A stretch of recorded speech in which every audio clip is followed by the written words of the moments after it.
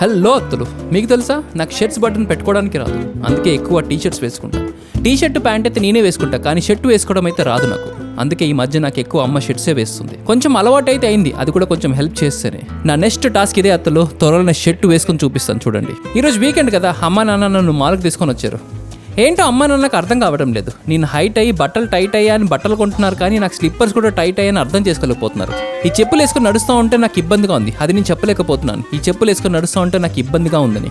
నేను ఏదో కావాలనే చేస్తున్నా అని చెప్పేసి అనుకుంటున్నారు. చాలాసార్లు వదిలేశాను, అయినా మళ్ళీ వేసుకోమని చెప్పేసి అన్నారు. నాన్న ఫోకస్ అంతా చెప్పుల మీదనే ఉంది. నేను ఎక్కడ వదిలేస్తా అని చెప్పేసి వాటి మీద ఫోకస్ చేస్తాను. క్యాండిల్ కనిపింగ్ నొరుకుతున్నాడు సార్, ఏం కావాలన్నాడు? ఎంత ఫోకస్ చేసినా మనకు ఒక అర సెకండ్ టైం దొరకదా ఏంటి? కథం, చెప్పులు గాయబ్. ఎక్కడ వదిలేసాడో తెలీదు. సడన్గా వాడిని చూస్తే బేర్ ఫుట్తో నడుస్తున్నాడు. ఎక్కడ వదిలేశాడంటే చెప్పలేడు. సర్లే అని వేరే షాప్కి వెళ్ళి చెప్పులు కొందామంటే అవి తీసి విసిరేస్తున్నాడు. మళ్ళీ అలాంటి ఇబ్బంది ఉంటుందేమో అని చెప్పేసి అనుకున్నాడేమో. చెప్పులు వద్దని అలానే వచ్చేసాడు ఇంటికి. పోన్లేనా, చెప్పులు పోతే దరిద్రం పోతుందంట. పోనీ ఇంకా ఏమంటారు అత్తలు? ఉంటా మరి, బాయ్.